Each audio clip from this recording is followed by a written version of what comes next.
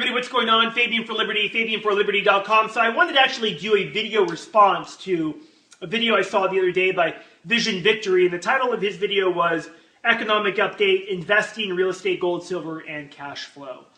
I've been getting a lot of comments the last few months talking about, hey Fabian, you know, what's up with the economic collapse, or perhaps because I've been talking about real estate investing, people may say, well, you know, I thought you were doom and gloom. You know, you're now talking about making money. It's kind of interesting. But I thought I'd lay all that to rest and respond to this video that Vision Victory did, because I thought it was a really insightful, really good video.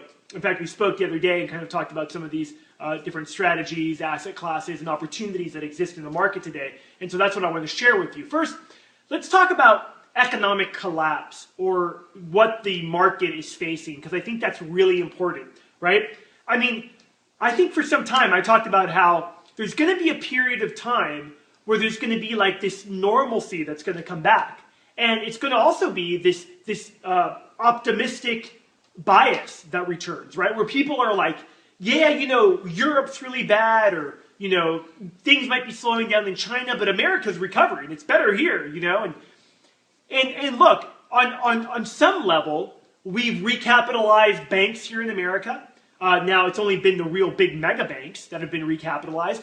There's still, and I know because we deal with this on a daily basis, small local and local regional banks that are getting shut down almost every single Friday or taking over. That doesn't make the headlines. That's not in the Wall Street Journal. And it's not so much that they're now taken down, because I think the FDIC has kind of smartened up about that. What they're doing is that they're taking these banks over very quietly. They take over the assets, and you know, it's basically because the bank failed. They couldn't operate at a profit. They had too much troubled debt, too much toxic debt. So we still have a big banking problem in this country. Yes, the big banks have recapitalized, but in Europe, they haven't recapitalized at all. The banks still have a tremendous amount of derivative exposure, like they do here, but toxic debt exposure, and that's going to go down. I mean, at some point, you know, you take a look at the $16 trillion deficit here in America. That's with record low interest rates. I mean, you change the interest rate just a little bit, and you're at $30 trillion in a few months, or not that long of a period of time. So we are in this, like, calm before the storm, if you will. And there's excellent opportunities right now. And there will be opportunities too if you think long-term as well. And even, you know, my long-term thinking really is 2 to 3 years. Yes, I do think longer term with other different asset classes, whether it's gold and silver or even parts of real estate. But for the most part, I wanted to talk about the economy in these next couple of years, and then I'll talk a little bit afterwards as well. Because I think for the next couple of years, short of a currency crisis, which will come eventually, I don't know if it'll come in the next couple of years, because I think no one's been able to address the actions of the central planners. You have to understand, most Americans and most Europeans and most people out there, they don't really understand economics, right? They don't understand where Ben Bernanke's getting the $3 trillion that he basically has added to the Federal Reserve's balance sheet, going from $800 billion in 2009 to $3 trillion now.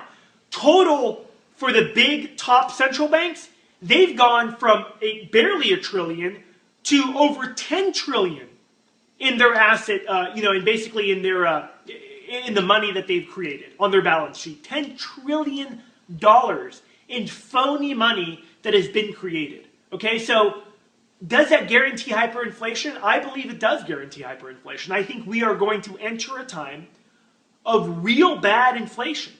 Will that happen next year, next month? I don't know. Could it? Yes, it could. I mean, all it would take, it would be the Chinese basically selling T-bills. I mean, look what's happening with Germany. Germany makes this big announcement yesterday that they're going to now call back their gold held by the Federal Reserve. And why is that? It's because the paradigm is shifting. America, as this superpower economy, with the world reserve currency, it's being challenged right before our eyes. And most people are asleep to it, thinking that we're in a recovery because there's kind of this illusion. But again, you look at the numbers, and the numbers tell me that, you know, 25%, 20 to 25% of Americans are dipping into their savings account 401ks, IRA accounts to just fund their lifestyle and to pay for their spending habits. Okay? I look at close to 15% of the population has dropped out of the banking system and is now banking at Amscot because they're not even bankable anymore. And then, of course, the food stamps and the usage of the food stamps, and the list goes on and on. The people dropping out of the labor force, not that the employment rate's going down, it's that the labor force is shrinking. So we still face structural problems, but we have a Federal Reserve that has the ability to create money out of thin air and just continue to spend that money. Eventually, we know, historically, that will not work. And like I've said many times before, who will compete? And if you know somebody, let me know, because I'd love to know. Who will compete against the Federal Reserve in buying U.S. Treasuries? I can't think of anybody. Japan? They have their own problems. The Chinese? They're about to go to war with Japan. Nobody will step into that vacuum.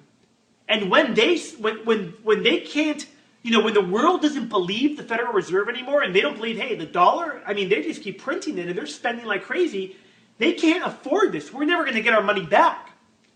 That's when things just change in the blink of an eye. And no one's going to tell you this.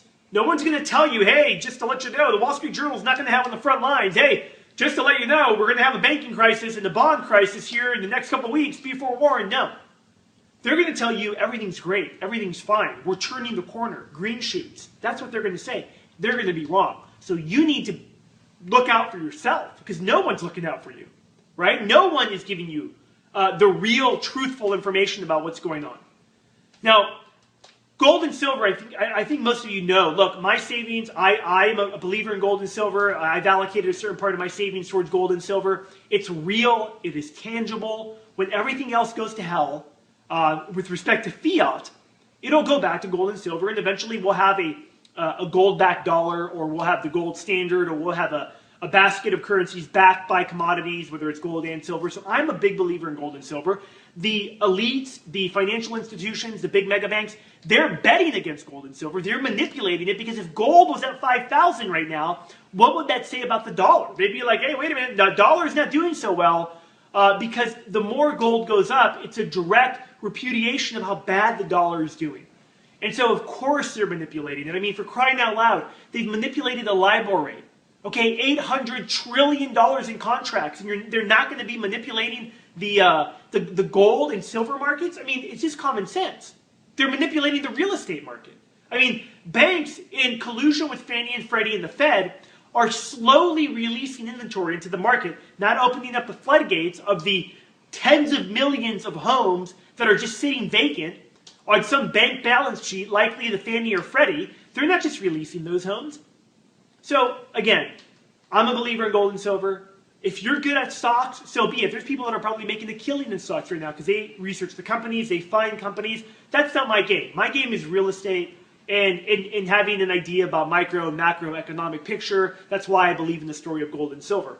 I believe in real estate as an investment because it cash flows. Because right now, there are some of the best business opportunities I've seen. In Vision Victory's video, he talks about buying real estate at 50% below replacement cost. I'm buying real estate at 95% below replacement cost. And those opportunities exist for anyone out there that is someone who wants to continue to learn, become an expert in it. So, if you're interested in that, I recommend you check out our newsletter, thenotehouse.us.